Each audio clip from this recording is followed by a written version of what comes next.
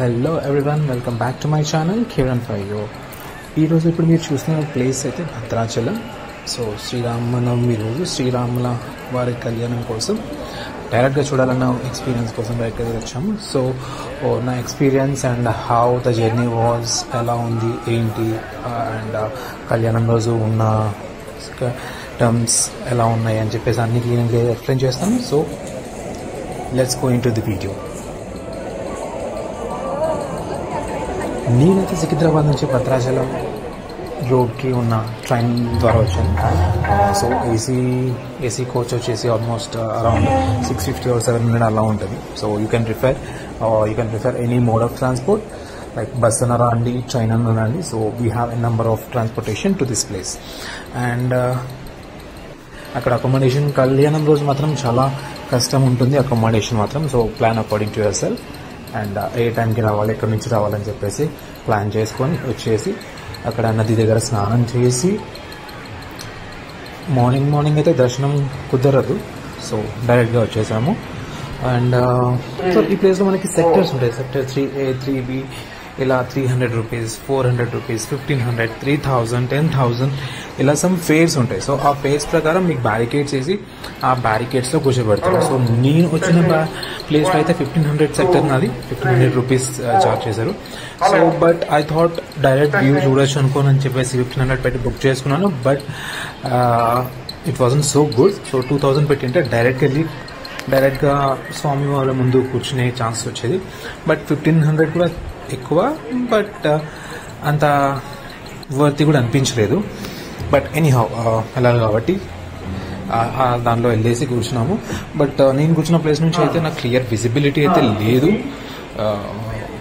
At some point of time నాకు అనిపించింది ఏంటి అంటే డైరెక్ట్గా టీవీలో చూసినా కానీ బాగుండేదేమో, బికాస్ స్వామివారు డైరెక్ట్ మనకి దగ్గరగా కనపడతారు. సో ఇక్కడ అంత దగ్గరగా ఉన్నా కానీ దూరంలాగా అనిపిస్తుంది. అండ్ బ్యారికేడ్స్ అడ్డం ఉండడం వల్ల మీకు క్లియర్ విజిబిలిటీ లేదు. ఇప్పుడు అది చూస్తే సెక్టర్ 1C ఉంది కదా.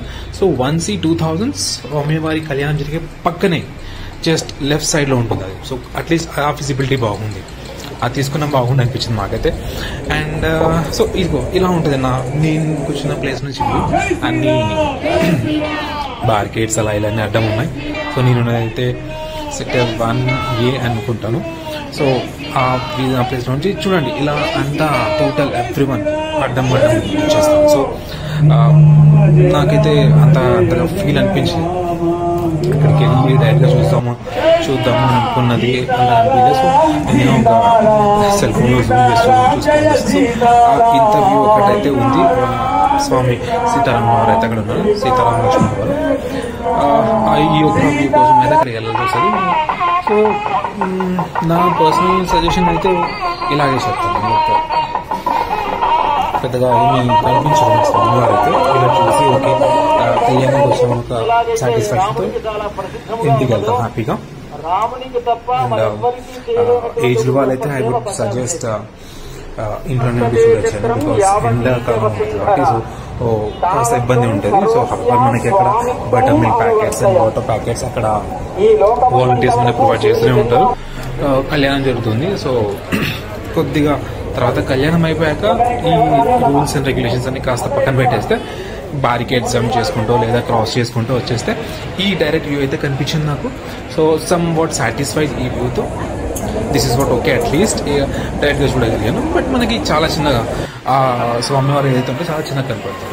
దర్శనం మొత్తం ఆ కళ్యాణం అయితే సీతారాముల వారి కళ్యాణం అయిపోయాక భద్రాచలం టెంపుల్కి అయితే వచ్చేసాను.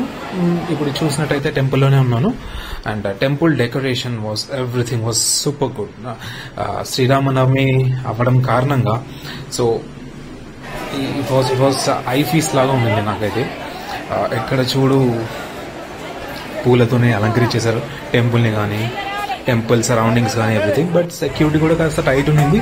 ఇన్ జనరల్గా అయితే మనకు ఒక హాఫ్ అన్ అవర్ పట్టేసేమో దర్శనంకి అయితే. బట్ ఈ టైంలో మాత్రం మనకి కాస్త టైం ఎక్కువ పడుతుంది. So you have to bear with that.